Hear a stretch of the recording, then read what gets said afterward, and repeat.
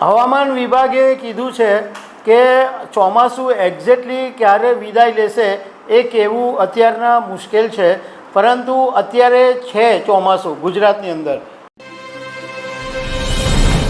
ગુજરાતમાંથી એવું લાગતું હતું કે હવે ચોમાસાની વિદાય કદાચ થઈ જાય, પરંતુ હવે એવું બન્યું નથી.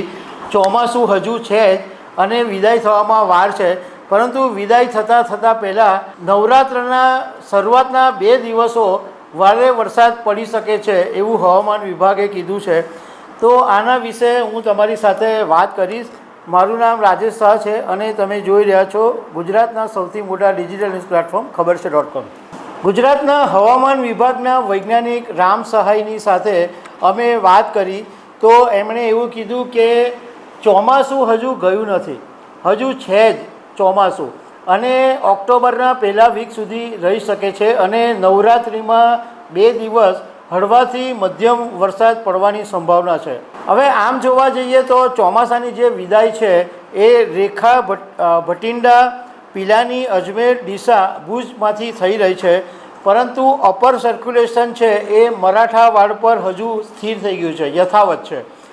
અને હવામાન વિભાગે 7 દિવસની આગાહી કરેલી છે, 17 સપ્ટેમ્બરથી માંડીને 24 સપ્ટેમ્બર સુધીની. એમાં નવરાત્રિમાં 22, 23 અને 24 3 દિવસ સૌરાષ્ટ્ર, પૂર્વ મધ્ય ગુજરાત અને દક્ષિણ ગુજરાતની અંદર સામાન્યથી મધ્યમ વરસાદ પડવાની આગાહી કરવામાં આવી છે. 7 દિવસ સુધી પવનની જે ગતિ છે એ 30થી 40 કિલોમીટરની રહેશે.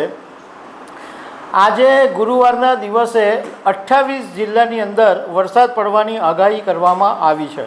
હવામાન વિભાગે કીધું છે કે ચોમાસું એક્ઝેક્ટલી ક્યારે વિદાય લેશે એ કહેવું અત્યારના મુશ્કેલ છે, પરંતુ અત્યારે છે ચોમાસું ગુજરાતની અંદર અને એ વરસાદ પડવાનો છે. પરંતુ એટલું છે કે બહુ ભારે વરસાદ નહીં પડે, હળવાથી મધ્યમ વરસાદ પડશે અને એવું બની શકે કે કેટલાક વિસ્તારોની અંદર ગાજવીજની સાથે વરસાદ પડી શકે છે.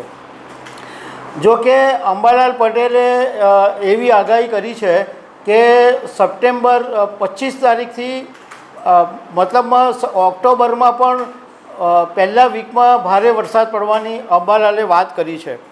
હવે 19 તારીખની હવામાન વિભાગે જે આગાહી કરી છે આવતીકાલે શુક્રવારના દિવસે, એમાં ગાંધીનગર, અરવલ્લી, સાબરકાંઠા, ખેડા, અમદાવાદ, આણંદ, પંચમહાલ, દાહોદ, મહીસાગર, વડોદરા, છોટાઉદેપુર, નર્મદા, ભરૂચ, સુરત, તાપી, નવસારી, વલસાડ, સુરેન્દ્રનગર, રાજકોટ, જામનગર, પોરબંદર, જુનાગઢ, અમરેલી, ભાવનગર, મોરબી, દ્વારકા, ગીર સોમનાથ અને બોટાદ. આજે સુરતની અંદર સવારે જબરજસ્ત વરસાદ પડી ગયો, એટલો જોરદાર વરસાદ પડ્યો અને લગભગ 4-5 કલાકનો વરસાદ પડ્યો. એમાં ઘણા બધા વિસ્તારોની અંદર રોડ પર પાણી પણ ભરાઈ ગયા હતા. તો દર્શક મિત્રો, આવી અનેક વાતો સાથે અમે તમને મળતા રહીશું. Thank you very much.